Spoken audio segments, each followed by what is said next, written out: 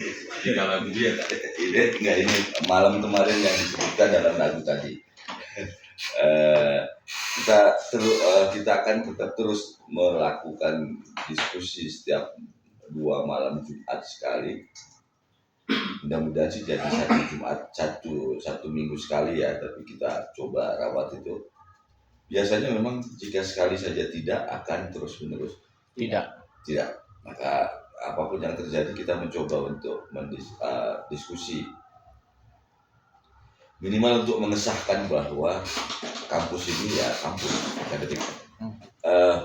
Terima kasih Pak Soleh sudah datang dan sudah dari maghrib tadi, artinya meluangkan waktu untuk diskusi. Karena itu terima kasih sudah datang, dan teman-teman juga kita akan diskusi malam ini tentang Al-Quran karena Pak Soleh ini ahli Al-Quran dan mulasadra, saya kira karena Pak Soleh ini disertasinya tentang mulasadra. Sodro. Oke, mulasadra. Dia Jawa. Mulo. Dia dari Jawa. Mulo, Sodro. Lamongan. Tapi jangan itu. Bangladesh. Tapi jangan diterusin Sodro Kasino Indro.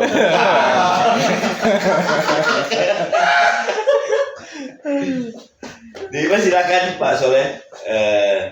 Ini malam istimewa karena kita mulai dengan tahlil, kemudian melihat tadi pergerakan yang cukup menarik, dan sekarang kita diskusi.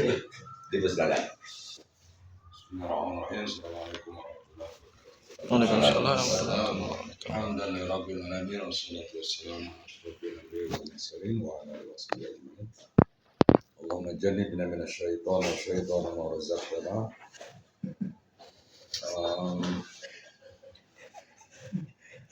Doanya itu. Kita akan coba membincang epistemologi tafsir irfani ya. Epistemologi tafsir irfani, bukan Irfan Amali nih, ada mahasiswa saya namanya Irfan. Irfani Mulo Sodro. Bahasa Parsinya. Oke. Kalau di disertasi itu saya hanya menggunakan 2 kitab yang jadi babonnya, itu kitab Mafatihul Ghaib dan Tafsir Al-Quran Al-Karim ya. Ada banyak literatur yang saya coba ramu di sini. Tapi intinya begini. Jadi Sadra ini seorang filosof yang basis teorinya akan kita lihat di Hikmah Muta'aliyah. Saya kira semua teori yang diucapkan oleh Sadra, dinyatakan oleh Sadra, ditulis oleh Sadra, itu akan bermuara pada Hikmah Muta'aliyah. Nah, Sadra ini menggunakan 2 hal sebetulnya. Pertama, rasional ya, burhan. Bukan burhan yang punya kacamata itu yang meninggal dulu. Burhan optikal ya. Kepanjangannya itu Burhani ya. Burhan. Kemudian ada Irfani. Jadi itu lama banget tuh jokes itu. Burung hantu. Burung. Bukan singkatan burung hantu. Oh bukan Pak. Burhani sama Irfani. Rasional sama mistis ya. Rasional sama mistis. Dan ini menurut Sadra pengetahuan itu ada 2. Pertama yang usuli, yang kedua yang huduri ya. Nah usuli itu apa itu? Pengetahuan yang melalui proses belajar, kemudian observasi indrawi, penalaran logis, argumentasi rasional. Ini nanti dia akan mengerucut pada bahwa burhani itu tidak terlalu penting sebetulnya kesananya itu, karena yang akan difokuskan oleh Sadra itu justru pada irfani. Gitu. Tapi memang agak bingung ya, sama seperti orang Mu'tazilah yang mengatakan bahwa tidak perlu Al-Quran itu, akal saja. Ya setelah mereka membaca Al-Quran sebetulnya. Kalau sebelum membaca Al-Quran mereka tidak akan menyatakan seperti itu. Yang berikutnya adalah yang huduri. Nah, huduri ini istilah yang dia copy paste langsung dari Suhrawardi ya. Dari Suhrawardi. Sebenarnya kalau istilah lain yang laduni, kasfi itu kan istilahnya Imam Al-Ghazali. Gitu.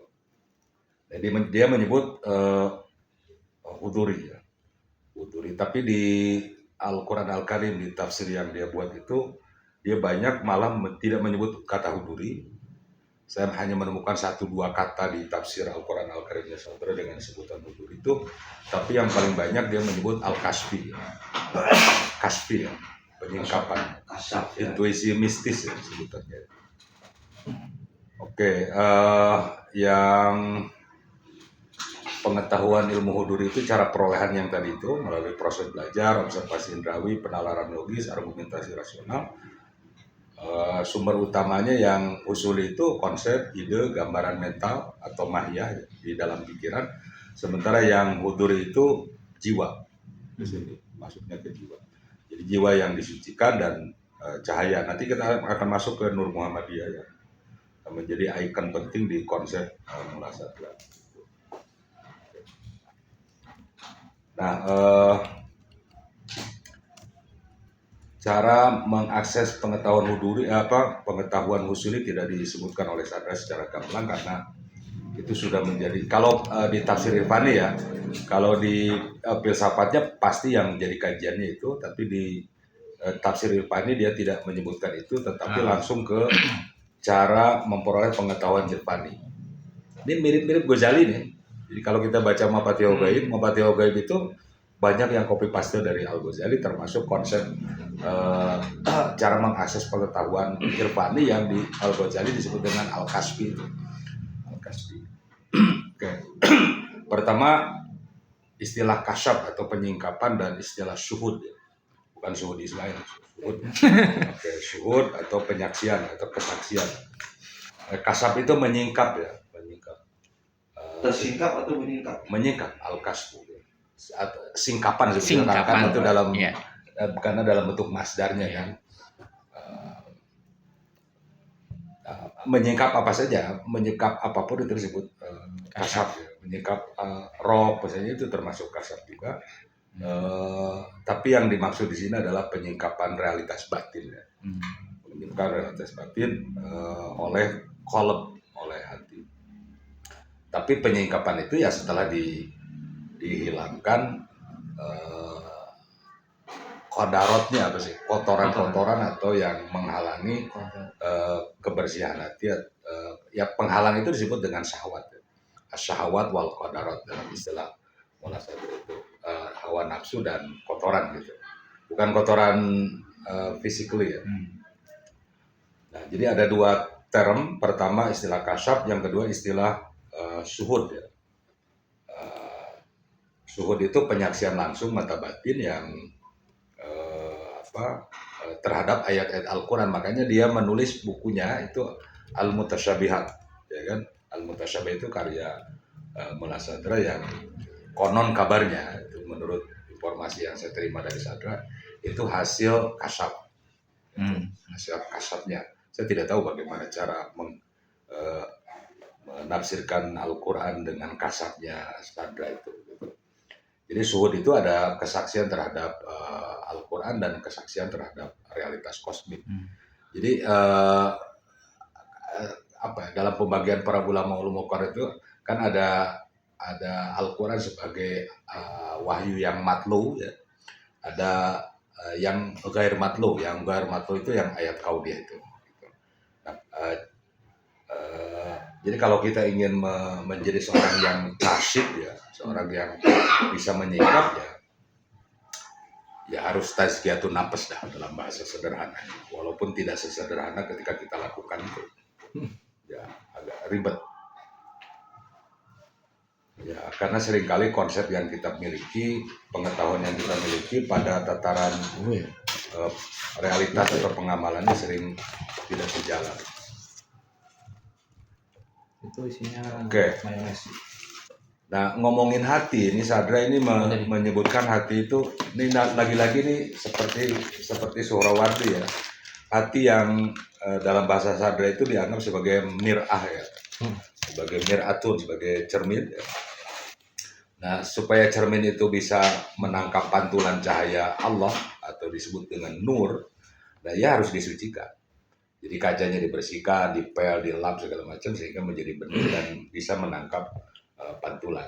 Nah, seperti ini surawari banget ini, surawari banget. Nah, ayat-ayat Al-Qur'an itu yang kemudian disebut teks ya atau an-nas Al-Qur'ani dan hakikat kosmos atau yang disebut dengan wujud itu adalah manifestasi dari wujud tunggal. Ini nanti kita akan masuk pada kajian agak mirip ke bawahnya seperti Al-Farabi sama Ibnu Sina, Bro. Gitu Al-Farabi. Jadi akal ke-1, akal kedua termasuk Nur Muhammadiyah itu nanti pada posisi nur sebagai cahaya tunggal Gusti Allah, Nur Muhammadiyah itu sebagai mediumnya. Tapi Nur Muhammadiyah itu bukan Muhammad Shallallahu Alaihi Wasallam itu. Apalagi Muhammadiyah organisasi. Bukan Muhammadiyah. Apalagi organisasi. Jadi Nabi Muhammad itu sebagai salah satu contoh saja. Nur Muhammadiyah. Jadi Pak Alif nanti bisa memperoleh tingkatan itu, tingkatan Nur Muhammadiyah itu. Nur Alif, walaupun ya. namanya Alif bukan Muhammad gitu. Gitu. Oke. Kemudian kita masuk ke kajian hikmah mutaliyah ya. Hikmah mutaliyah ini sebagai muara dari konsep mula sadra. Kata sadra tafsir itu, tafsir Al-Quran maksudnya ya, bukan tafsir mimpi. Tafsir Al-Quran itu sebagai pengalaman eksistensial. Pengalaman eksistensial. Jadi tafsir Al-Quran itu bukan sekedar penafsiran kata per kata, tapi pengalaman yang sifatnya transendental. Pengalaman transendental terhadap gradasi wujud atau taskik ya, dalam istilah sadra itu taskik ya. Jadi lampu ini ada yang 100 watt, ada yang 50 watt, 25 watt, 10 watt, 5 watt gitu. Itu gradasinya seperti itu taskiknya, tapi tetap disebut dengan nur. Ya, taskik. Penyebutan lampu 5 watt itu tetap dianggap sebagai nur, tapi tidak sama levelitas. Nah, itu termasuk juga nanti wujud Allah yang nanti ada nur ala nur ya di surat An-Nur itu. Oke, itu satu. Yang kedua, nah posisi burhan lain burhan tukang kacamata. Posisi burhan itu posisinya hanya sebagai penguat saja, Bro. Penguat, penyerta gitu. Kalau sedang membicarakan tasawuf irfani, bukan tasawuf irfani, sorry saya jadi tidak konsisten. Nazari. Sedang menyebut irfani saja, tidak menyebut tasawuf. Karena tasawuf itu Sudah irfani. tidak mau disebut oleh sadra karena itu miliknya Sunni. Gitu. Saya tidak mau menyebut irfani, menyebut tasawuf, tapi saya menyebut irfani. Gitu. Itu penguat saja.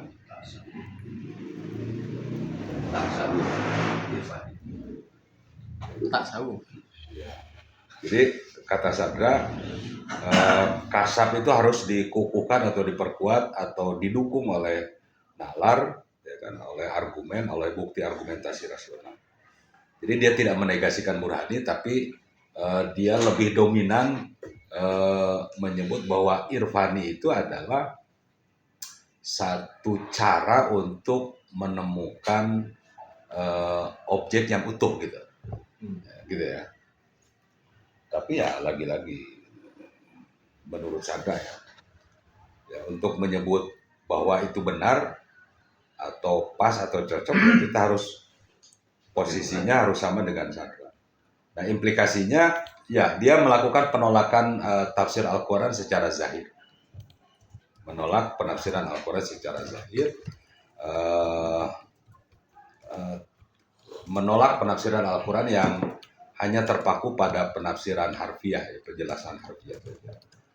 Misalnya masuk ke Lisanul Arab, masuk ke Munjim, masuk ke mana itu, tidak seperti itu. Nah dia menyarankan melakukan integrasi makna zahir dan makna batin. Saya kira ini sama lah. hampir sama dengan mufasir lain. Syarat-syarat tafsir Isyari itu kan kelihatan ya di ulama-ulama tafsir itu syarat-syarat diterimanya tafsir Isyari itu yang di Sadra disebut tafsir Irfani itu adalah pertama tidak bertentangan dengan syariat, yang kedua tidak bertentangan dengan makna zahir, yang ketiga tidak bertentangan dengan rasio, ya kan? Nah makanya dia menyarankan untuk gunakan saja kedua-duanya. Nah artinya dia menolak tafsir batini saja ya. Ya kalau kita contohkan misalnya tafsir As-Sulami, ya, aku ikut tafsir itu dianggap sebagai tafsir yang hanya menggunakan makna batin saja, tapi tidak didukung, disupport, diperkuat oleh makna zahirnya. Dan ini bukan ajuan yang dilakukan oleh Sadra. Oke, kemudian apa ya?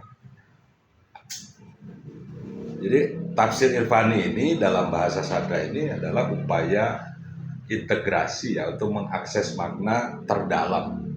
Makanya dalam ilmu tafsir itu kita akan menemukan tafsir batini itu dengan sebutan banyak kata ya. Misalnya tafsir kasfi, tafsir huduri, tafsir faidi, tafsir simbolik, tafsir rumzi misalnya. Tafsir isyari itu untuk menyebut tafsir esoterik, itu untuk menyebut satu terma sebetulnya, satu terma besar yaitu tafsir Irfani dalam bahasa Sadranya. Gitu. Jadi menyingkap makna terdalam. Okay. Nah, kalau kita lihat di tafsir Al-Quran Al-Karimnya Sadra, untuk masuk ke kajian ini dia memberi contoh di surat An-Nur. Surat An-Nur ayat 35. Saya pernah nanya ke Pak Habib Muhammad itu beberapa yang bertahun-tahun yang lalu, saya bilang, Pak Habib, itu Allahu nur samawati wal ardh itu seperti apa maknanya?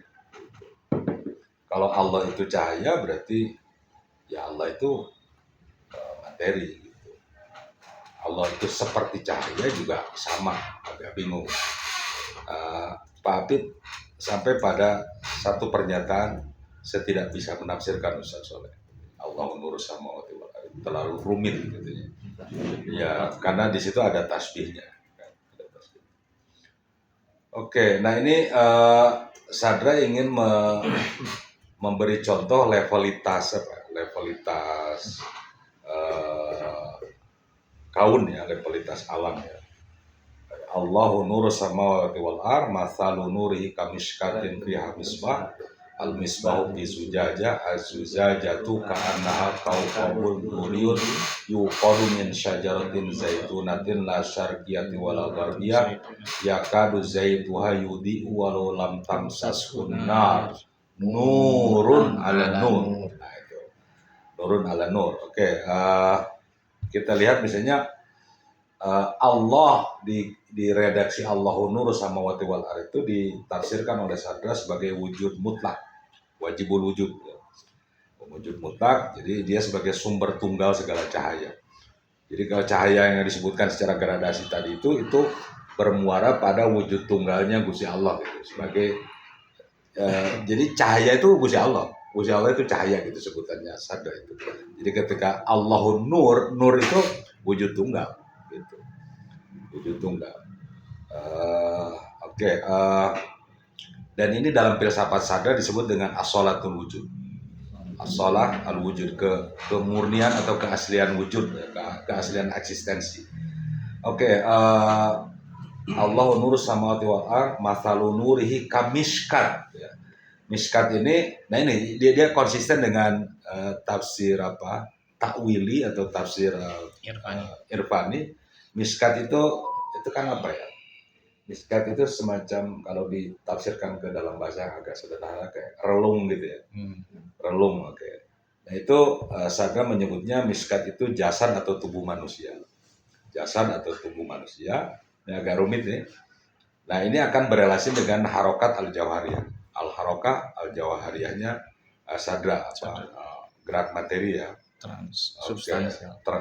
Okay. Kemudian ada setelah miskat itu ada al-fiha misbah. Misbah, bukan sekolah yang ada di Cipadung itu ada Misbah, bukan itu. Nah Misbah ini di ini gara-gara udah makan begitu. Ya, Misbah atau tafsirnya Quraisy bukan. Misbah ini dimaknai oleh Sadra sebagai ruh atau akal praktis ya. Ruh atau akal praktis. Ini sumber pengetahuan yang terpendam di dalam diri manusia itu sendiri. Dan itu masuk dalam kajian epistemnya itu sebagai ilmu husuli. Ilmu husuli masuknya, ilmu yang dapat dipelajari dan dihidupkan. Sementara juzajah itu kaca ya, kaca yang bening ya. Yang ini ditafsirkan oleh Sadar dengan hati. Jadi miskatnya jasadnya, kemudian misbahnya akal praktis, kemudian juzajahnya kolom. Ini agak rumit loh. Ya kalau filsafat tidak rumit ya bukan filsafat. Ya. Kolom atau jiwa rasional ya, atau disebut dengan nafas natikoh dalam istilah. Kemudian setelah juzajah itu apa? Kaukabun duriyun itu. Nah ini kalau kita masuk ke kajian Al-Farabi sama Ibnu Sina, biasanya disebut dengan akal aktif ya, atau akal faal. Nah ini yang kemudian nanti menjadi bahasan penting Sadra dengan hakikat Nur Muhammadiyah.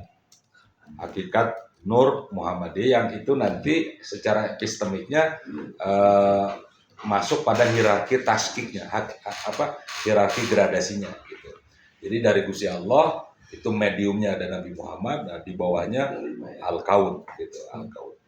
Jadi Nur Muhammadiyah itu tidak sedang menceritakan atau menyebut person, tapi sedang menyebut sifat atau karakter ya. Kemudian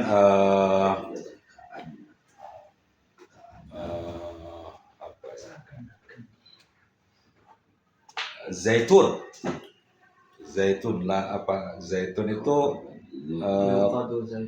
zaitun itu potensi bawaan ya, potensi bawaan ya. Atau yang disebut dengan dalam bahasa Sadra itu kecerdasan ilahiyah, kecerdasan ilahi. Kayak gitu ya. Benih lah ya. Iya benih. Oke. Nurun ala nur, cahaya di atas cahaya itu penyaksian wujud Tuhan. Makanya nanti akan berelasi Sadra itu ketika dia menjelaskan antara al-kasyaf dengan al-wujdan, al-kasyaf dengan al-wijdan gitu. Itu ada perbedaannya nanti.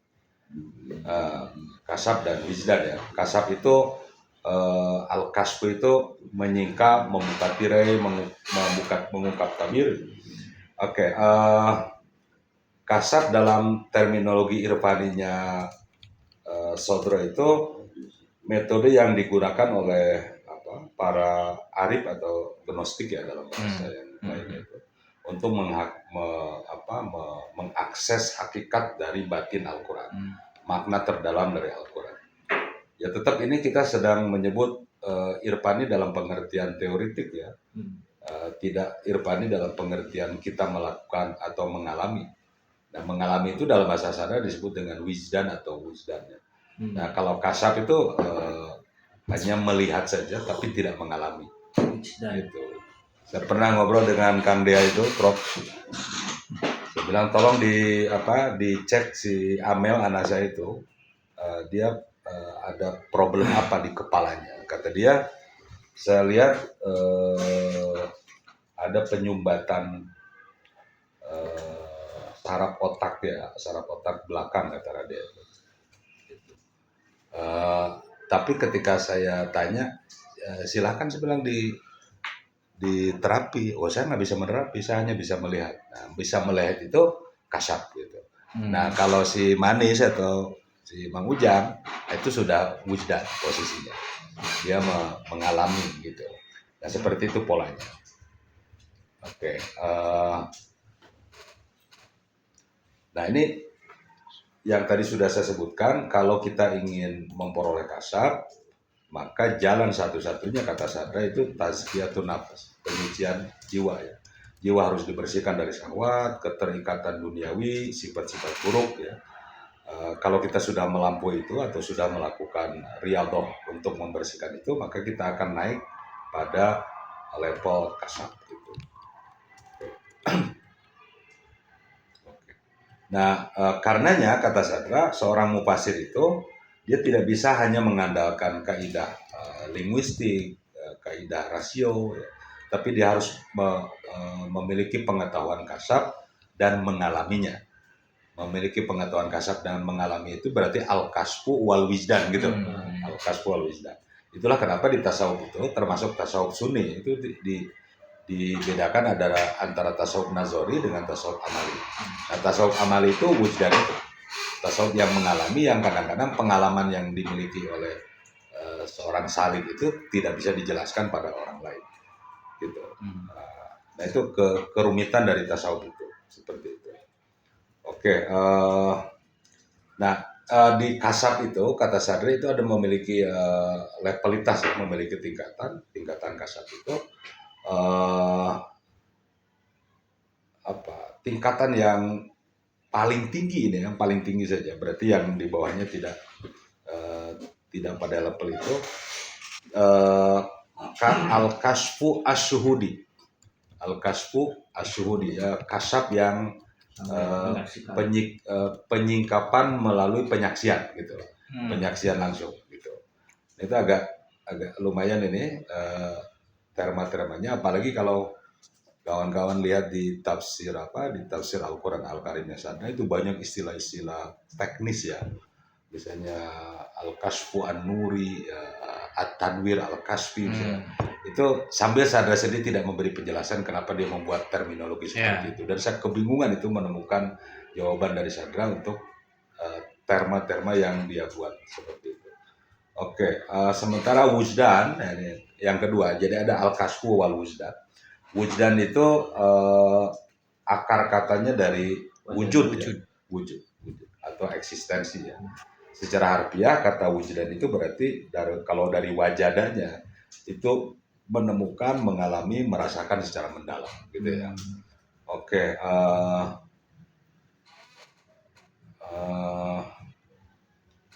nah wijdan atau wujdan ini dalam ontologi dan epistemologi Sadra itu dipahami sebagai pertama pengalaman eksistensial.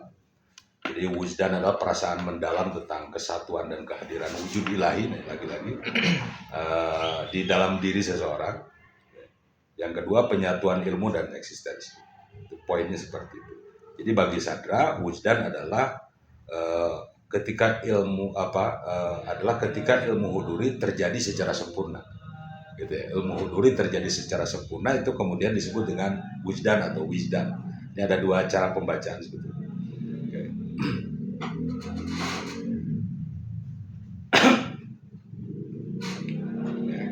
Tapi ada bedanya. Ilmu huduri itu misalnya yang mengetahui atau yang disebut dengan alim, kemudian proses mengetahui yang disebut dengan al-ilm, dan yang diketahui yang disebut dengan maklum menjadi satu. Okay. Jadi huduri itu penyatuan antara alim, ilmu, dan maklum, gitu ya. Polanya seperti itu. Nah, wujdan itu kondisi kesadaran di mana penyatuan itu dirasakan sepenuhnya oleh jiwa. Jadi kalau huduri itu penyatuan ya. Kalau wujdan itu melampaui penyatuan itu, dia sudah merasakan, menyadari, gitu, bahwa saya berada pada posisi itu. Nah, kalau huduri belum tentu dia berada pada posisi itu kalau dia belum mencapai level wujdan. Jadi wujdan ini level yang paling tinggi dalam hierarki pengetahuan yang dinyatakan oleh Sadra. Oke. Nah, kalau dilihat dari tabelnya mungkin seperti ini. Kasab itu penyingkapan atau aksi ilahi disebutnya, penyingkapan atau aksi ilahi, sementara wujdan itu pengalaman atau reaksi jiwa. Itu bedanya di situ. Sementara fokusnya misalnya kasab itu melihat hakikat di luar dirinya meskipun sifatnya reflektif, sementara wujdan merasakan persatuan hakikat di dalam diri. Hasilnya, endingnya, kalau kasab itu pengetahuan langsung yang disebut dengan syuhudi, kemudian wujdan itu kondisi kesadaran atau hal. Nah, itulah kenapa di tasawuf misalnya kita menemukan ada al-maqamat wal ahwal. Al-maqamat itu upaya sampai pada Gusti Allah dengan cara usaha, kemudian hal itu atau ahwal itu anugerah yang diberikan oleh Allah untuk dekat gitu. Jadi untuk dekat kepada Allah itu ada dua cara. Pertama cara makomat, yang kedua cara hal atau ahwal. Nah ahwal ini posisi yang di atas makomat ya, atau di atas kasab atau sesuatu yang sudah melampaui kasab. Gitu. Oke, aku sudah wallahu alam ya. Berarti sudah beres ini apa yang saya omongkan. Ya, ya saya membuat makalah ini bukan makalah sebetulnya. Tulisan ini tadi jam 2 siang ya. Jadi ya pasti banyak bolong-bolongnya ini. Tadinya saya mau membahas tafsir Al-Quran berikut contoh-contohnya, tapi sudah saya bahas di disertasi saya. Jadi kalau saya bahas menjadi tahsilul hasil, termasuk kaifa nata amal ma'al Quran, itu juga sudah saya bahas di sini. Bagaimana berinteraksi dengan Al-Quran, Al-Quran sebagai manusia sebagai mikrokosmos, kemudian menghadapi Al-Quran yang dianggap oleh sadar sebagai makrokosmos gitu. Nah seperti itu, ini sudah disebutkan di sini di disertasi saya. Kalau saya tidak lupa ya, mudah-mudahan jangan-jangan tidak ada juga di disertasi saya. Oke, jadi itu ya, tafsir Irfani itu dalam bahasa lain adalah tafsir sufistik. Kalau dalam bahasa Sunni, nah tafsir sufistik itu terbagi menjadi dua, tafsir sufistik nazori, tasawuf teoritik atau tasawuf falsafi. Yang dalam bahasa Sandra itu Irfani yang dibarengi dengan burhani. Nah, Irfani yang dibarengi dengan burhani itu tasawuf falsafi. Tapi kalau Irfani saja, kalau mistik saja, itu teorinya sudah berbeda. Jadi kalau Irfani saja, dia pasti hanya membicarakan al-kasfu wal wisdan, gitu. Nah kalau Irfani burhani itu tasawuf falsafi. Jadi karena seperti bukannya ke tasawuf, ke filsafat pola-polanya, ke filsafat kayak gitu. Oke ya, sementara yang bisa saya sebutkan itu untuk pemantik saja.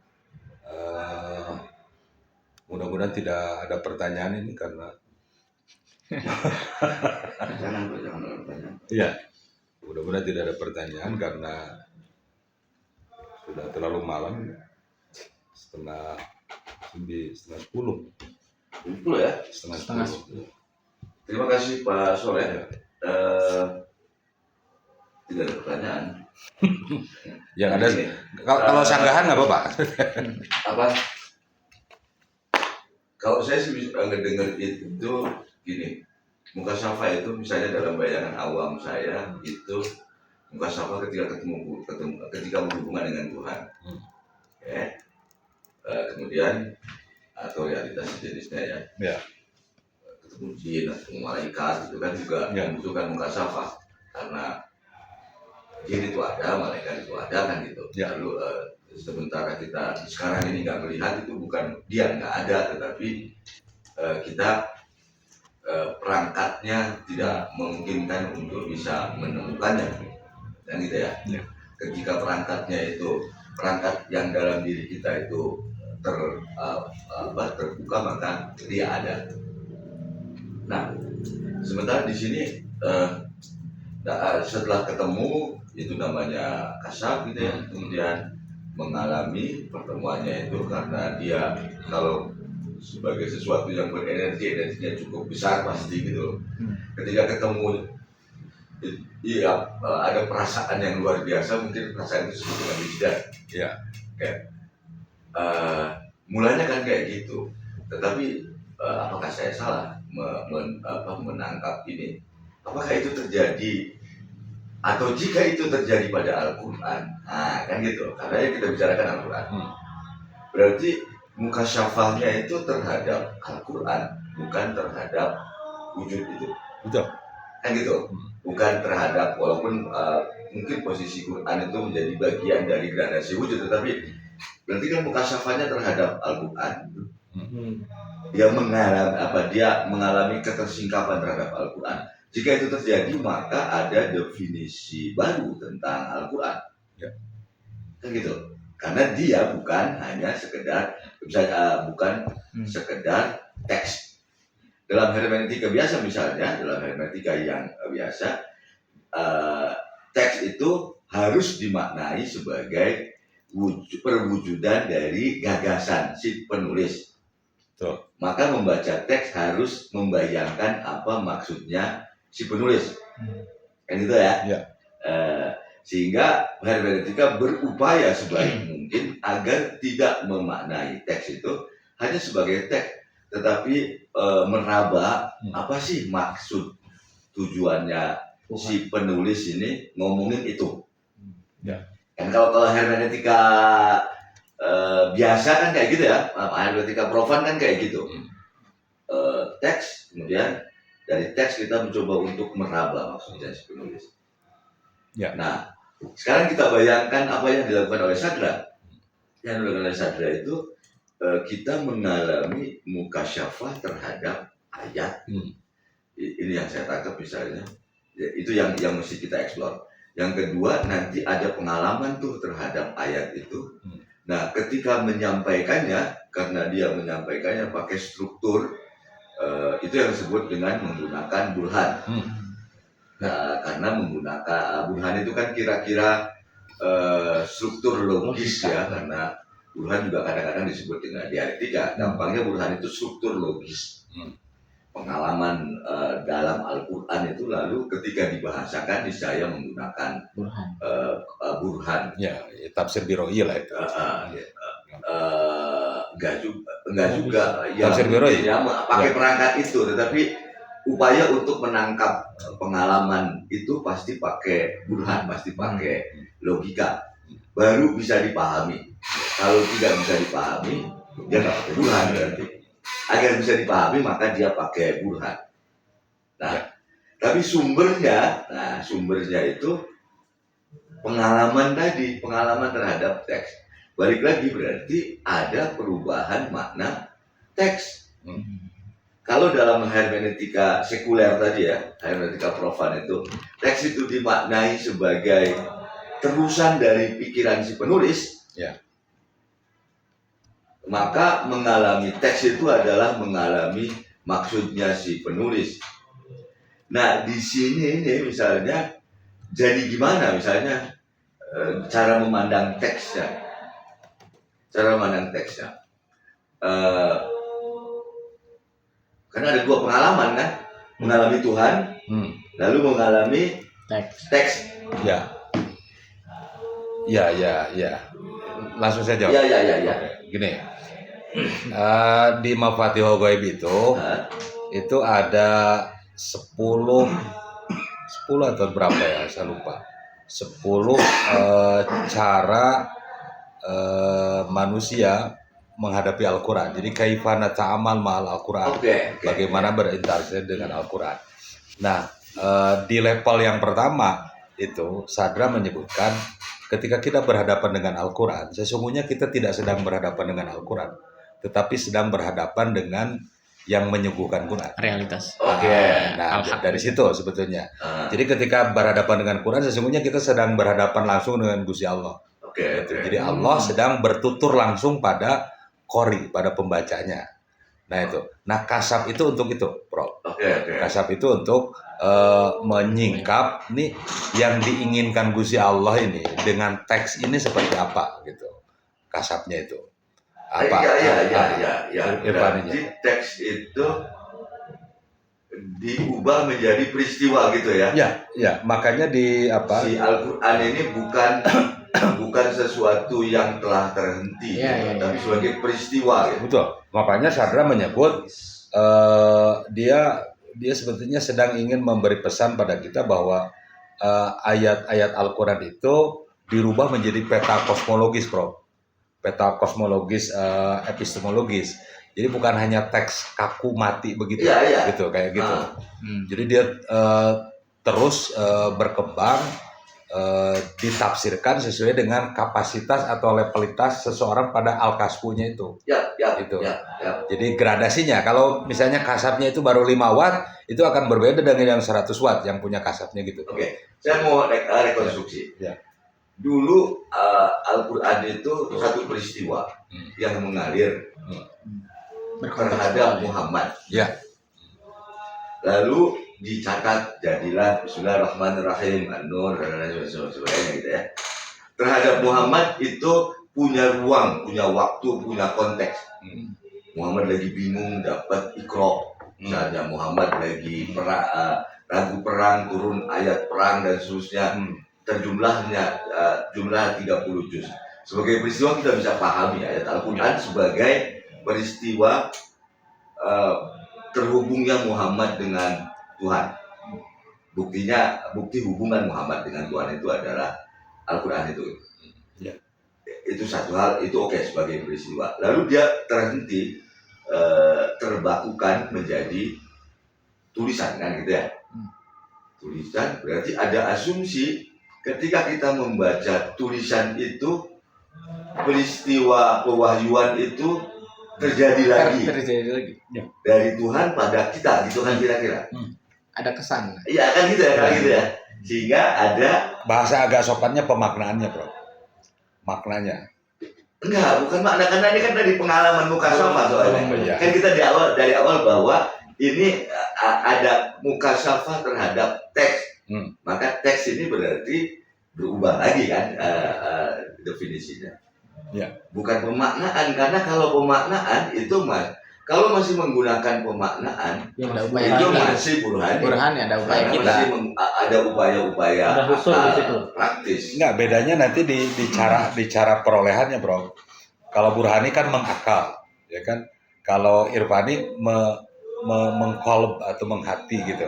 Jadi nanti kalau irfani itu masuk melalui ilham, mauhibah, kasfi, huduri gitu. Tapi kalau burhani mengakal gitu. Bedanya di situ, cara memperoleh pengetahuannya saja.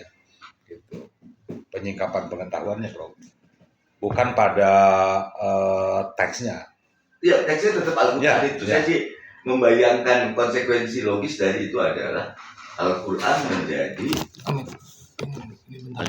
Ya, misalnya begini, Bro. karena jadi hudan lil muttaqin, hudan linnas itu berarti Al-Quran kemudian menjadi wahyu lagi bagi Pembaca baru. bagi orang yang Bagi orang bertakwa sekarang gitu loh. Iya. Dan kenapa artinya berbeda gitu? Karena kualitas kasopnya yang berbeda. Bagi Muhammad itu luar biasa misalnya karena kualitas kasopnya segede itu. Bagi saya bisa jadi lebih sedikit, lebih terlalu kecil. Dari taskik ya. Udah lil mutakin. Petunjuk bagi orang yang bertaki-taki. Taskik gradasinya. Ini sebetulnya bukan hanya Sadra yang membicarakan itu, Bro. Iya. Bukan hanya Sadra. Bahkan pemikir yang liberal sekalipun sekelas Hasan Hanafi itu kan menyatakan itu.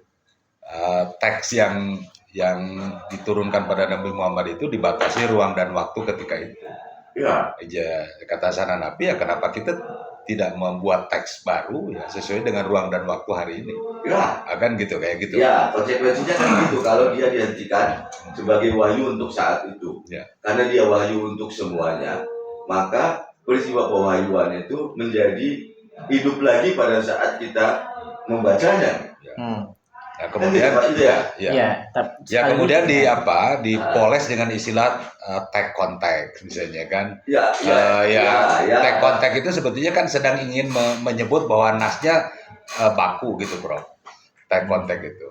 Tapi terma yang disebut Hasan Hanafi tadi, kemudian signal dari Mullah Sadra itu tidak seperti itu. Dia menyeret ayat-ayat Quran itu pada kajian yang lebih luas. Disebutnya jadi peta kosmos gitu, Bro. Enggak, kalau menyeret itu justru menurut saya tidak bertanggung jawab karena Al-Quran dipaksa untuk melegitimasi pengalaman. Tapi saya jadi bingung juga kalau Sadra seperti itu. Apa dia membuat pernyataan seperti itu dari burhani atau dari irfani? Itu kan. Iya. Ada pengalaman lalu Al-Quran dipaksa untuk melegitimasi. Ya. Itu nggak asik menurut saya. Tapi kalau yang saya bayangin tadi itu dia baca Quran, dia mengalami ketersingkapan yang sampai wujdan gitu. Ya. Kemudian dia ngomongin sesuatu itu. Dia ngomonginnya dalam bentuk Quran. Itu lebih menarik menurut saya gitu loh. Jadi proses membaca itu sendiri adalah proses mukasyafah gitu. Nah, ini Itu yang menarik sebenarnya. Gimana tuh? kalau ini bro, Ya. izin nyambung ya. Sebenarnya saya bacanya dari perspektif Ibnu Sina ya. Ibnu Sina sekaligus juga Ibnu Arabi.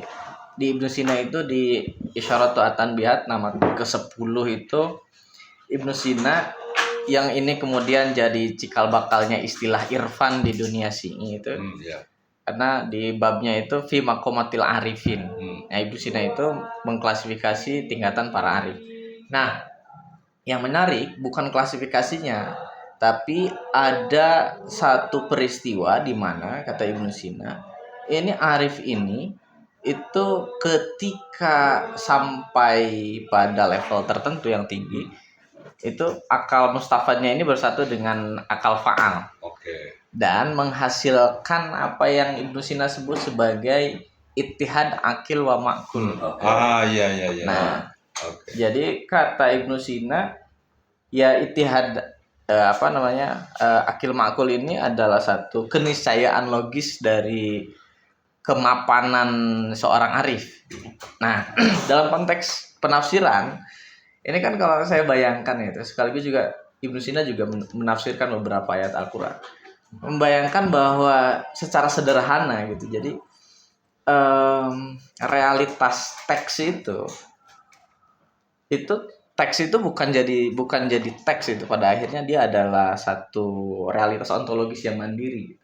Realitas ontologis yang mandiri yang mana ini bersinambung dengan realitas al-haq yang mana yang dibalik itu, yang dibalik teks itu. Kalau hubungannya dengan Al-Qur'an. Artinya seakan-akan tidak ada interaksi sekaligus juga tidak ada upaya seseorang untuk ketika dalam momen itu seakan-akan manusia itu tidak ada upaya untuk menafsirkan apapun. Ketika momennya sudah lewat atau wakatnya itu sudah lewat gitu ya, momen ekstasenya yang sudah lewat, barulah direkonstruksi tuh. Nah, direkonstruksi pakai burhan. Nah, makanya prasyaratnya ini filsafat ini menjadi sangat penting sekali untuk masuk ke dalam hikmah muta'aliyah. Gitu ya. Nah, barangkali kebuntuannya itu karena ada istilah ittihad akil makulnya itu, bro. Kebuntuan karena kan ini kan satu absurditas ya bahkan dalam metafisika itu. Satu absurditas. Di satu sisi sangat jelas bahwa bahwa yang mutlak itu adalah yang mutlak dan yang nisbi itu yang nisbi. Tapi gara-gara ada terminologi ini, ittihad ini, sekaligus juga tadi kan as-sholatul wujud di dalam Mula Sadra itu kan menciptakan alusi, menciptakan arah yang berimplikasi bahwa semua realitas ini tidak lain adalah realitas ilahiyah dan berpuncak pada manusia yang nanti balik lagi ke Allah gitu. Tasyyiqul wujud nanti balik lagi ke Allah gitu. Nah, jadi repotnya itu adalah di level metafisika ini istilah ittihad itu melanggar proposisi metafisisnya itu yang memisahkan distingsi antara yang mutlak dengan yang nisbi, sehingga kacaulah upaya kita untuk memahami tafsir gitu. Sehingga ketika ittihad itu kan kalau kita mau bahas kan, jadi misalkan ketika para mufassir yang irfani ini bicara tentang Al-Qur'an, apakah dia adalah dalam posisi dia sebagai Tuhan, atau apakah maksudnya Tuhan itu representasi gitu ya, tajallinya Tuhan itu, atau dalam posisi sebagai manusia. Nah, itu kan jadi absurd gitu ya. Jadi absurd kalau kita telusuri, kalau kita petakan ulang.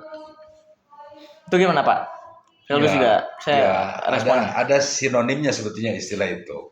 Di dunia tasawuf itu disebut misalnya penyatuan itu al-khaliq wal khalqu ya. Bukan makhluk ya. Jadi di dunia tasawuf itu tidak mau menyebut ciptaan itu sebagai makhluk, tapi al-khalq, ciptaan, bukan yang diciptakan. Karena kalau yang menciptakan dengan versusnya dengan yang diciptakan itu ada ruang di situ. Tapi kalau pencipta dengan ciptaannya itu, nah seperti itu. Nah, akil ma'kul itu agak mirip dengan itu sebetulnya istilahnya. Nah kalau dalam bahasa lain mungkin wihidatul wujud, Wihidatul wujud, ittihad, udah kayak gitu sebutan-sebutannya. Nah, saya kira itu menjadi bahasan yang berbeda ya untuk kasus ini ya.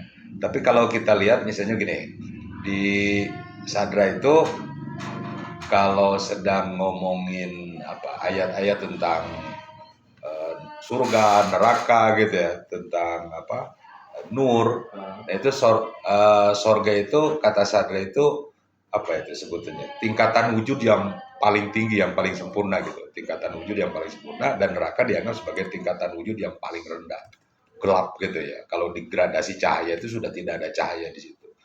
Nah neraka itu, nah sorga itu gradasi cahaya, taskiknya itu tinggi, tapi semuanya bermuara pada an-nur yang kemudian disebut dengan Gusti Allah itu. Nah makanya kebangkitan manusia di akhirat juga nanti itu kan dalam bahasa Sadra itu sangat berbeda dengan apa yang disebut oleh Ghazali. Kalau Ghazali itu manusia dibangkitkan fisik dan ruhnya gitu kan. Nah Sadra tidak menyebut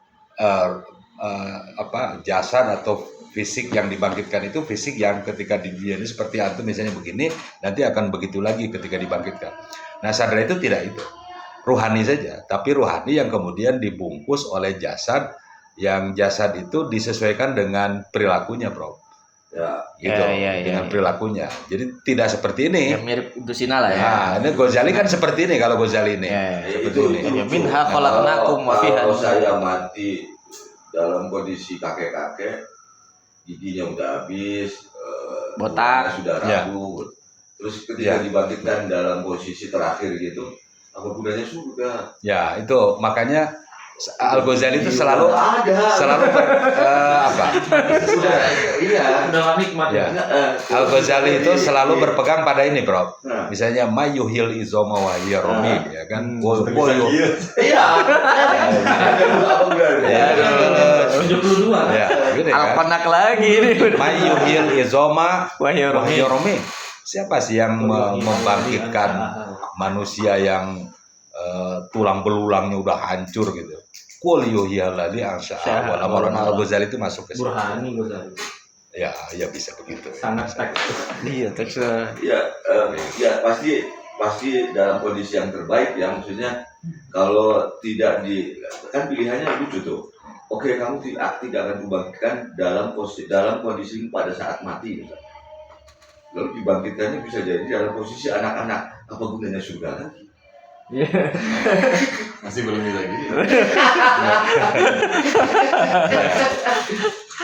Ya, kata kunci dari Sadra itu ketika memahami Quran itu dianggap sebagai mikrokosmos, Bro.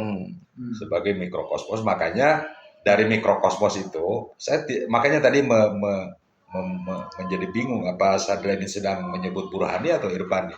Nah, mikrokosmos itu digiring oleh Sadra itu menjadi makrokosmos. Oke, gini maksudnya gini. Saya sih pengen menjadikan pembacaan Al-Quran itu sebagai peristiwa mukasyafah. Kalau kayak tadi misalnya ketemu akal, sebenarnya nggak ada masalah kan, yang ketemu kan akal, ittihad akal wal ma'qul. Ya. Akal di sini bisa jadi akal ke-10 kan ketemunya. Bisa jadi. Bukan akal yang pertama itu. Ya. Jadi ketika menafsirkan bukan tetap sebagai Tuhan, tapi sebagai yang ittihad dengan akal ke-10. Oke. Gitu. Sebenarnya nggak masalah. Jadi tetap aja dia yang nafsirin tetap manusia bukan Tuhan, karena ada gradasi akal pada betul. Al-Farabi. Tapi gini, kalau pakai yang tadi kita ketemu akal ke-10 ittihad gitu. Lalu setelah itu kita dapat sejumlah pengalaman, pasti yang pertama pengalaman, kemudian pengetahuan. Yang pengetahuannya itu bisa banyak hal. Di antaranya misalnya jadi punya pengetahuan tentang makna Al-Quran. Hmm. Nah kalau kayak gitu Al-Quran jadi nggak penting, ya kan? Jadi siapapun asal dia ittihad dengan akal wal Nah ma'qul, itu jadi maka dia bisa memahami Iya, Al-Quran. masuk Al-Quran. Al-Quran. Saya ingin jadi kayak gini gitu loh, bahwa pada saat kita membaca Al-Quran gitu loh, kita mengalami mukasyafah itu. Si Al-Quran ini menjadi jembatan menuju ittihad dengan ittihad akal wal ma'qul. Ya. Sehingga peristiwa pembacaan Al-Quran itu menjadi peristiwa spiritualitas. Betul ya. Makanya tadi kalau kayak gitu berarti ada perubahan makna teks itu apa, membaca itu apa, wahyu itu apa dan seterusnya kan Ya, konsepnya kayak gitu. betul.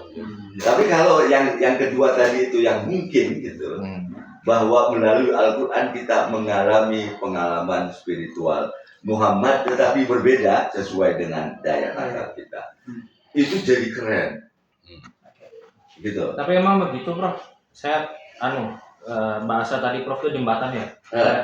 Jadi realitas Al-Quran itu tuh dianggap sebagai media mukasyafah plus musyahadah. Ini saya bacakan misalnya teksnya yang dikutip Pak Saleh.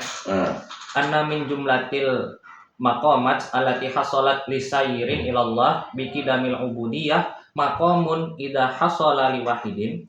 Jadi dari sejumlah makom ya yang bisa dicapai oleh salik menuju Tuhan dengan melaksanakan ibadah atau ubudiyah itu. Nah di sini ubudiyah ini kayak term teknis juga. Saya tidak bisa makna itu dengan ubudiyah biasa ya. Syariat. Itu ada makom, satu makom. Idza hasala liwahidin, jika seseorang sudah sampai di makom tersebut, yara bil musyahadati al-ainiyati kullal qur'ani. Dia akan melihat dengan musyahadah ainiyah ya, semua Al-Quran, bal jami al-mushafi al-munazzal tahta nuqtati ba'i bismillah. Dia akan melihat seluruh mushaf dalam keadaan tanzil. Jadi itu pengalaman Muhammad ya, dan tadi yang disebut Prof itu, tapi dengan tasbih yang berbeda tentunya. Di bawah titik ba dalam bismillah. La yara jami al-mawjudat tahta tilkan nuqtah. Dia tidak akan melihat seluruh realitas di bawah titik itu. Nah, terus dilanjutin lagi, wa in aradta misalan yuqarribuka ilaihi. Kalau kamu ingin satu contoh yang bisa saya gambarkan untuk kamu lebih paham tentang itu, min wajhin wahidin ila tahqiqi dzalika fa huwa annaka idza qulta. Nah, dia kasih contoh begini. Kalau kamu bilang lillahi ma fis samawati wa ma fil ard, kamu baca itu. Nah, kata dia, qad jumi'at ma fis samawati wal ard. Seluruh yang ada di langit dan di bumi itu telah terangkum dalam ayat itu. Nah, fi kalimatin wahidatin, dalam satu kalimat itu, wa idza hawalta dzikraha bitafdil wahidan laftaraqta bitafsil wahidan laftaraqta ila mujalladatin katsirah.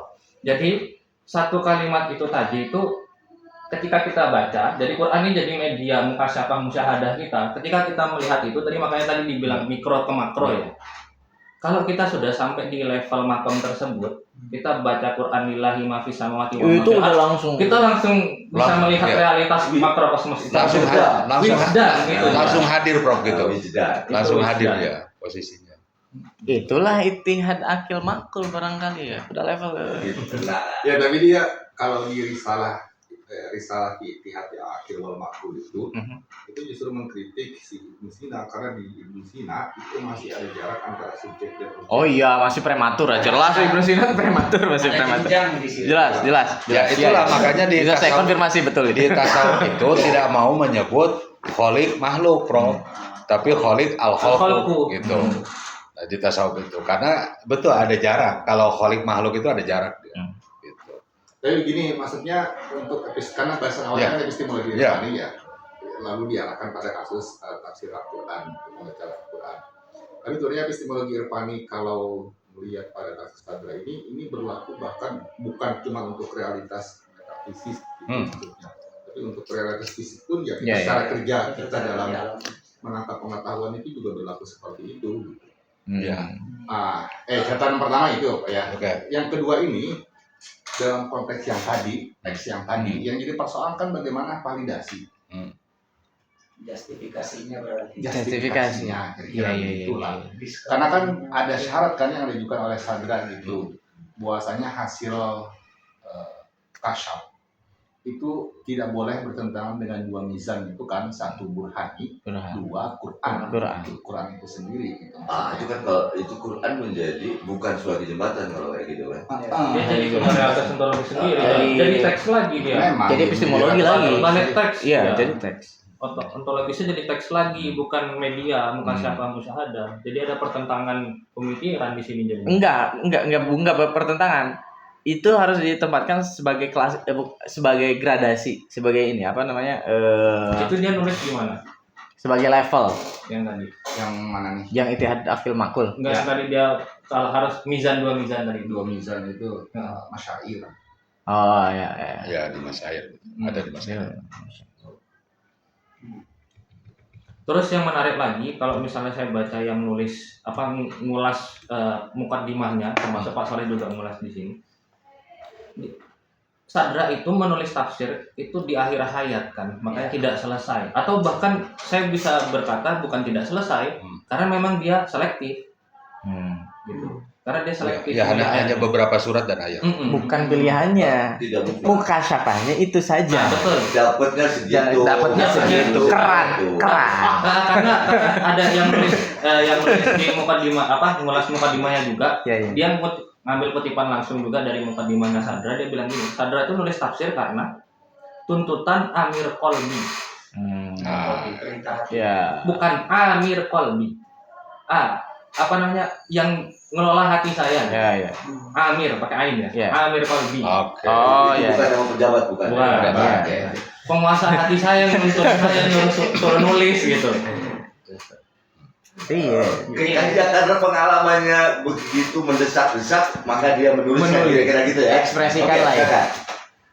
Saya ada tiga catatan untuk diskusi malam ini. Jadi saya sebelum ini sembari baca disertasinya Pak Soleh, saya juga baca disertasinya Muhammad Rustom. Nah, jadi dia nulis disertasi di Toronto, judulnya itu Quranic Exegesis in Later Islamic Philosophy. Iya, harus Kemudian itu dibukukan The Triumph of Mercy, Philosophy and Scripture in Mullah Sadra. Nah, yang menarik itu Rustom itu berbeda dari kesarjanaan Quran sebelumnya karena bagi dia itu tafsir Sadra itu tidak dimaksudkan untuk menggariskan satu metode, tetapi Sadra itu ingin menawarkan satu konstruksi teoritis realitas wahyu itu sebenarnya apa. Ya. Nah, maka tidak ada aturan tafsir dan tidak ada penjelasan linguistik di dalamnya tentu saja. Nah, maka di Mafatihul Ghaib yaitu Rustom menunjukkan bahwa Sadra itu mengakui saya nulis tafsir ini itu Amir Qalbi tadi. Ada perintah dari Tuhan yang mengelola hati saya. Maka makna dari pembacaan Quran itu bukan diproduksi subjek. Nah, tetapi lahir dari penyingkapan Sadra terhadap realitas Quran itu sendiri. Jadi tergantung. Nah, ini berkaitan dengan struktur ontologisnya Sadra bahwa kalau alam semesta itu punya hierarki, baik di level metafisik maupun di level alam fisik ya. Quran juga itu punya hierarki level makna. Ketersingkapannya juga itu bergantung pada level hierarki kesiapan pembaca. Level kasbinya. Nah, Iya, pengetahuan juga jadi mode pengetahuan juga sebuah mode eksistensi. Mode kan? eksistensi. Maka kalau kita lihat hermeneutik di situ bekerja bukan lagi di level epistemologi kalau konstruksinya Rustom ya. Dia membayangkan bahwa Sadra itu menggariskan pemahaman terhadap Quran itu sebagai ontological event, peristiwa ontologis memang. Jadi bukan teknik interpretasi.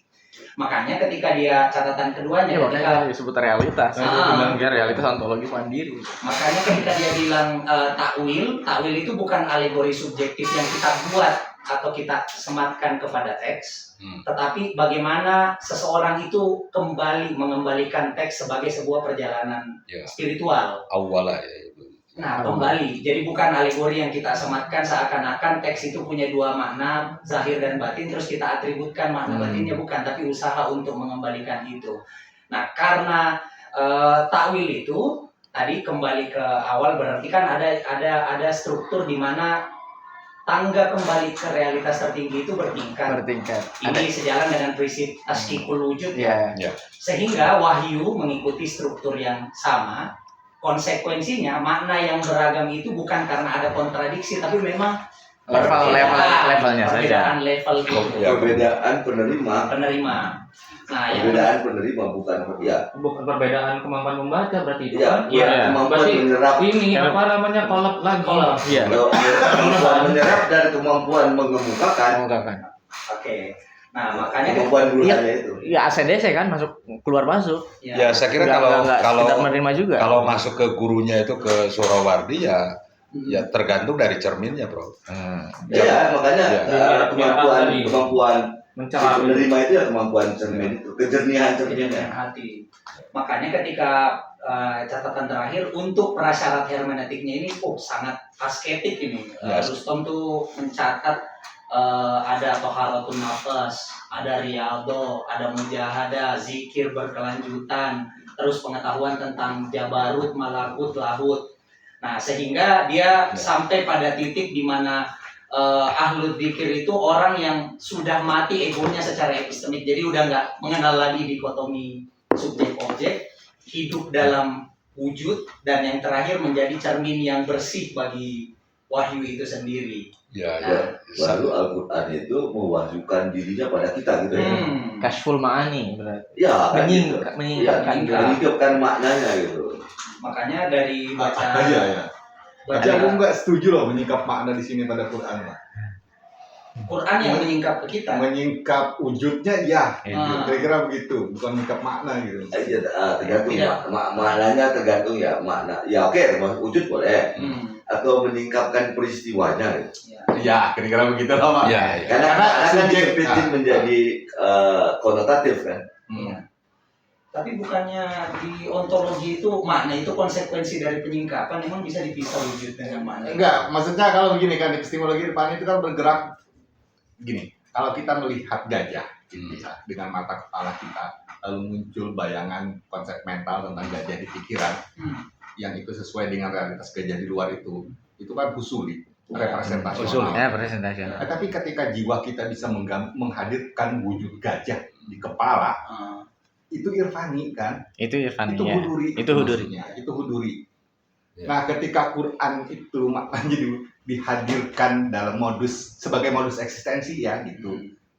Eksistensinya gitu. Maksud saya itu tadi gitu maksudnya.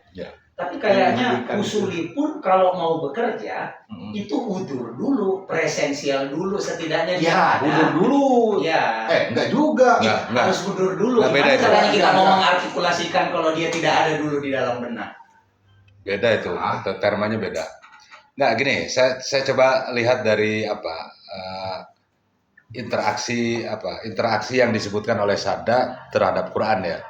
Jadi di poin-poin awal itu disebutkan oleh Sada, ketika berhadapan dengan Al-Quran itu Anda sesungguhnya sedang berhadapan dengan Gusti Allah dan Allah sedang mewahyukan teks kepada Anda gitu. Teks menjadi peristiwa kan. Anda sedang Allah bukan kalau pakai Derrida sebenarnya teks menjadi jejak. Karena jejak maka dia mengundang pembaca untuk melakukan perjalanan ulang. Takwil itu. Ya, teks itu jejak, karena jejak dia sebenarnya mengundang kita untuk mengulangi perjalanan yang meninggalkan jejak. Al-Quran adalah jejak perjalanannya Muhammad. Maka membaca Al-Quran membuat kita diundang mengulangi perjalanan Muhammad. Kalau pakai diri ya. Ya kayak gini, Prof. Coba diulang kalimatnya, Pak. Yang tadi membaca Quran itu. Ketika sedang berhadapan dengan Al-Quran, sesungguhnya Anda sedang berhadapan dengan Gusti Allah. Gusti Allah menurunkan wahyunya kepada Anda. Nah, itu redaksinya seperti itu di Mafatihul Ghaib itu. Ini ada dia bilang tentang ini ya. Apa itu ontologi Quran ya? Iya. Saya bacakan. I'lam annal Qur'ana kal insani muqassamun ila sirrin wa alanin. Ketahuilah bahwa Al-Quran itu tadi seperti saya lanjutin ya, Pak. kosmologi sadranya gitu Ya. tentang asalatul wujud gitu. Ya. Insan itu terbagi pada sir dan alan, tersembunyi dan yang tampak. Walikullin minha dhahrun wa batnun. Dan dari setiap yang sir dan alan itu masing-masing ada yang zahir dan batin. Wali batnihi batnun akhar ila ayya'lamahullahu wa la ya'lamu ta'wilahu illallah. Dan dari batinnya Sampai itu Allah tadi lah ya. ada batin yang lahir. Batin lah ya. yang terakhir ini, yang puncak itu tidak ada yang mengetahui selain Tuhan. Core of the core itu. Oh, oke, jadi ada Jadi- gradasi di situ. Ya gradasi lagi. Oke. Berarti realitas ontis dari ayat itu, takwil ontis ayat itu memang nggak ada yang tahu selain Tuhan.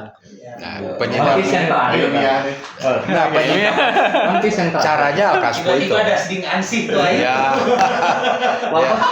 Wafat warada fil hadisi, tersampaikan di dalam hadis annalil qur'ani dhahran wa batnan ila sab'ati abtun, bahwa dalam Quran itu atau di dalam Quran itu ada dua realitas, zahir dan batin, Punggung dan perut. dan dia itu terbagi lagi menjadi 7 kepada 7 batin lagi begitu. ya ingat istilah 7 itu tidak sedang menyebut angka. Banyak. Istilah untuk menyebut banyak. Oke, sab'ati abtun itu berarti Banyak. banyak ya, Banyak. kayak sabatu akhraf Ya, itu ya. maksudnya bukan 7. Ya. Banyak lapisan intinya. Dia hanya Banyak huruf, sebagai ya. apa, simbol dari banyak. Representasi saja. Wahwa kamaratibi batinil insani, seperti halnya batinnya insan, perutnya manusia. Ya, marotibnya itu tingkatan-tingkatan batinnya itu seperti tingkatan-tingkatan batinnya manusia. Apa saja itu? Min nafsi wal qalbi wal akli wal ruh wasir Tuh, naik wal tuh ke atas. khafi wal akhfa. Tuh, naik tuh ke atas tuh. Yang paling tinggi akhfa, yang paling tersembunyi. Paling rendah alfa. Yang paling rendah alfamart. Alpaling lagi. Amma zahiru ilmihi, adapun zahir daripada yang alaniyah tadi dari Quran itu atau yang tampak dari Quran itu adalah fahuwa al-mushaf al-mahsus al-mamsus. Nah, ini. Nah, itu dia Quran itu. Waraq al-mankus al-malmus, ya itu sama yang ada nomornya itu. Ya. Amma batinu ilmihi. Nah, tadi kan zahir ilm, sekarang batin ilm. Fahuwa ma yudrikuhu al-hissu al-batinu. Ini enggak jelas ini Pak Soleh ini. Ngutipnya ini tulisannya apa ya? Wastash bah al-qura al-hufat fi hizanati mudrikatihim kal khiyali wa nahwihi. Apa ini maksudnya? Soalnya fiilnya nggak jelas di sini. Iya, 1 bulan ya, Bos. Segitu saja. Kayaknya Segitu saja sudah uyuhan. Kepotong itu. Sebentar dulu. Kepotong. Atau susunannya biasanya jadi acak. Ya kita pakai aja terjemahnya di sini, bisa dijangkau katanya. Ya udah. Adapun yang batin daripada ilmunya Quran itu adalah yang bisa dijangkau oleh hissi lah ya. Indra yang batin, tapi al-his Bukan al-batin. Indra Lesmana, bukan. Bukan. His al-batin. Ya. Terus wal hissu al-batin la yudrikul makna sorfan bal khaltan ma'a gawasil jismaniyah wa awaridi miqdariyah. Adapun yang bisa adapun his al-batin itu tidak mampu menjangkau makna yang maknanya itu sifatnya sorof sendiri-sendiri dia atau terpalingkan, tetapi bal khaltan, tetapi makna yang bercampur ma'a gawasil jismaniyah bersama juga Masih kecenderungan jasmani gitu. ya. Jadi jadi satu menurut kata Warken tadi, makna sama teks itu yang benar Fahri ini berarti. Makna sama teks itu nggak terpisah dia. Iya, ini jadi satu kesatuan ontologis kan? Iya. Kan? Berarti benar Pak. Benar. Benar Pak. Kholton maaf Di tingkatan itu. Wa awaridil miqdariyah gitu. Ya, apa nih tadi? Awaridil. Oke, sudah cukup kayaknya. Udah cukup. Sudah sepakat ya. Itu udah sepakat kita. Sebagai Iya. pemilik asrama putri itu. Iya. Tapi yang terakhir ini menarik ya. Terakhir ini saya mau minta penjelasannya Pak Saleh ya. Dia kemudian bilang begini. fahatani martabatani, kan tadi yang sampai kita terakhir itu ya, bahwa Quran itu adalah satu kesatuan, dia teks dan juga makna, dan dia juga adalah sesuatu yang dibaca dan juga sekaligus media mukasyafah, kan begitu jadinya kan. Nah, kalau dia dibagi jadi batin dan zahir tadi. Nah, terus dia bilang begini, fahatani martabatani, dua martabat tadi itu minal Quran dunyawiyatan, sifatnya dunyawiyah, awaliyatan, mimma yudrikuhu kullul insan, semua orang bisa mengakses itu. Ya, Karena masih tercampur tadi. Masih tercampur dengan pengalaman-pengalaman yang sifatnya eksternal. Enggak, karena nggak bisa dipisahkan Quran itu. Dia sir dan alam. Terus. Cukup sampai Terus.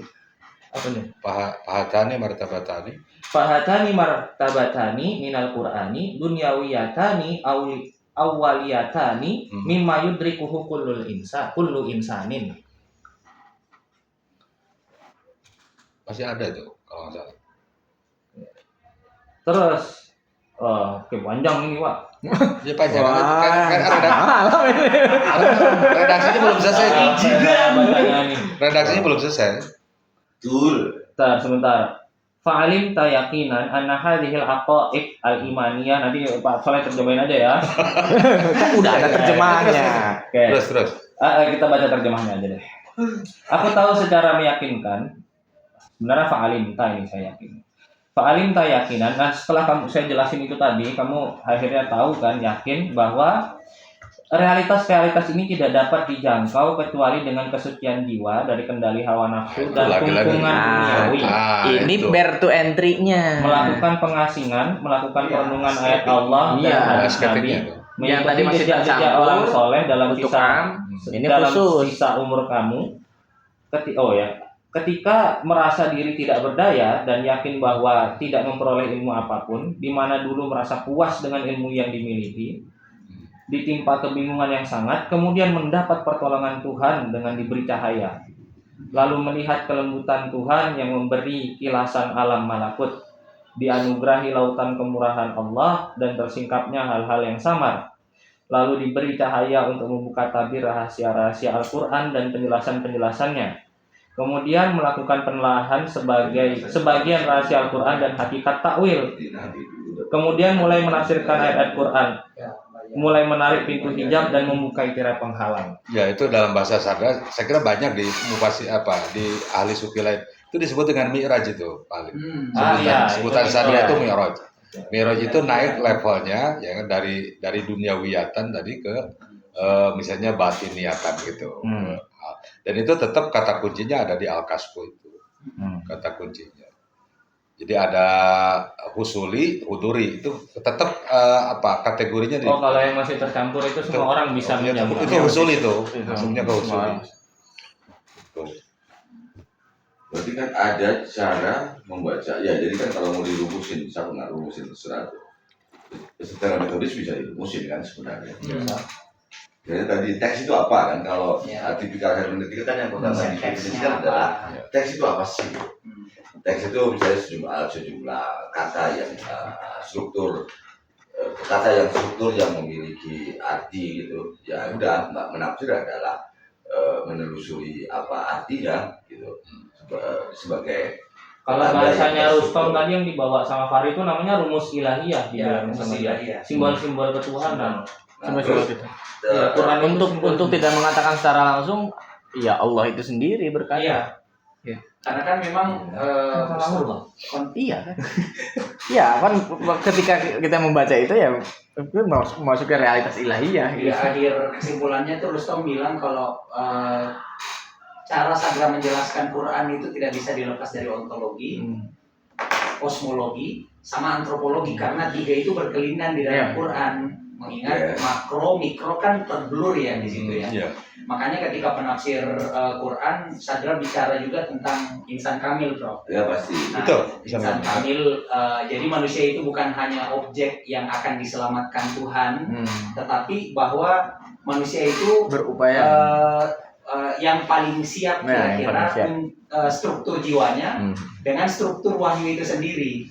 Nah, maka menafsir Quran itu bukan menangkap atau membuat makna, tapi menjadi Ya. maknanya.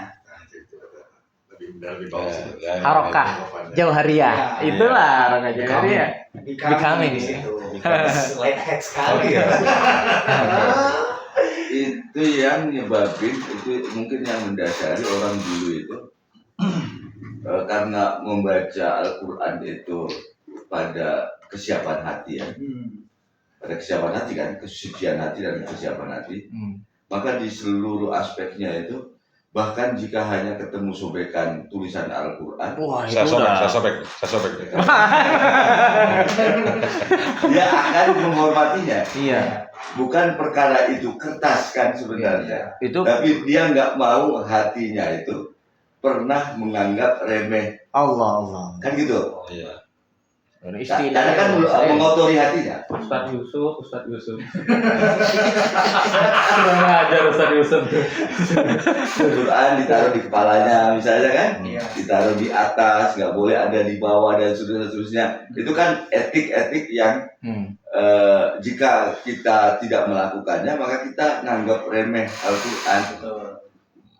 Tidak sedang menghormati kertas itu kan? Bukan. Bukan. Kan gitu kan. Iya. Ingat sekali waktu kecil. Kalau gitu. kertas itu bisa disobek kan? Bisa disobek. Saya sobek nih. Sobek nih sama saya. Ada apa enggak nih?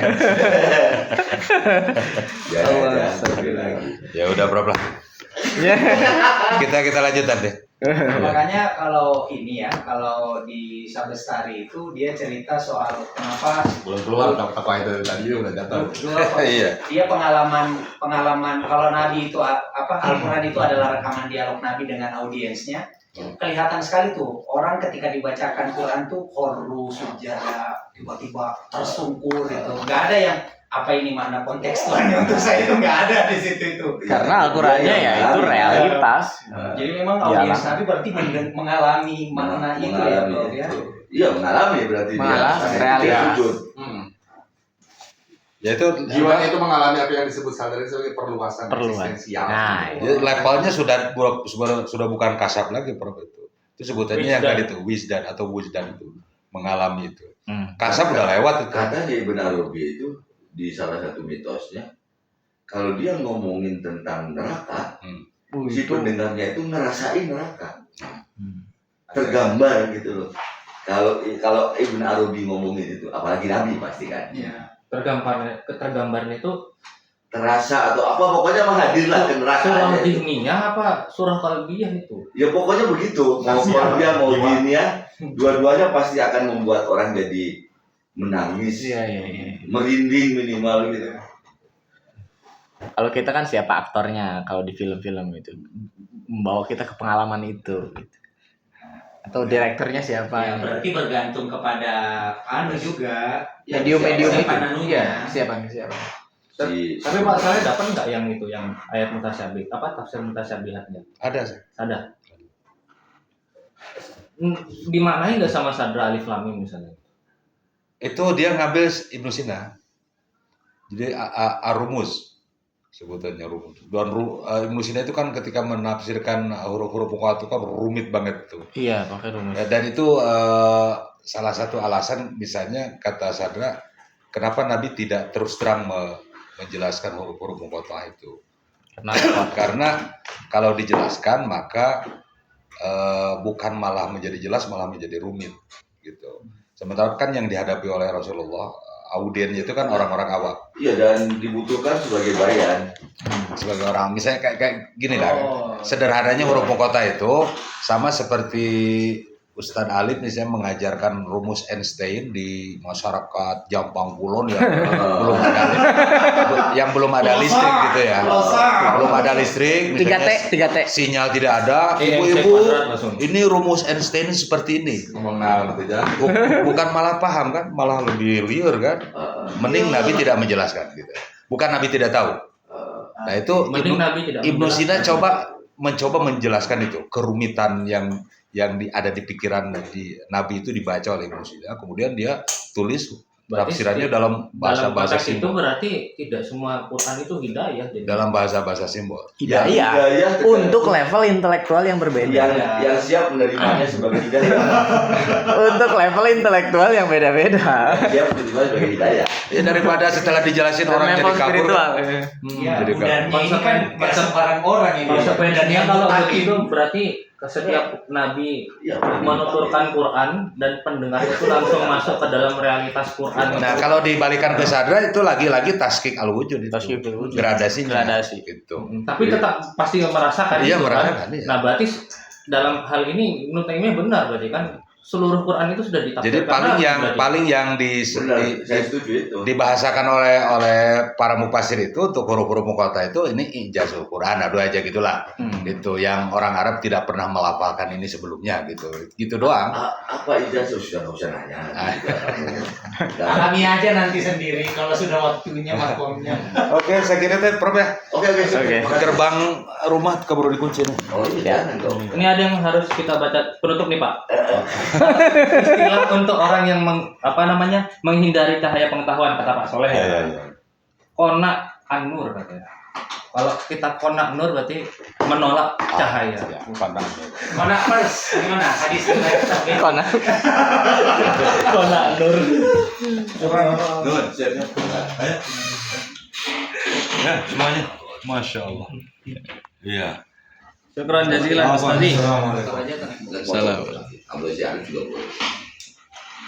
Nanti kan suka kan? Ya, siap. Kamu ini udah lama hari kan? Iya. Nah, ya santai.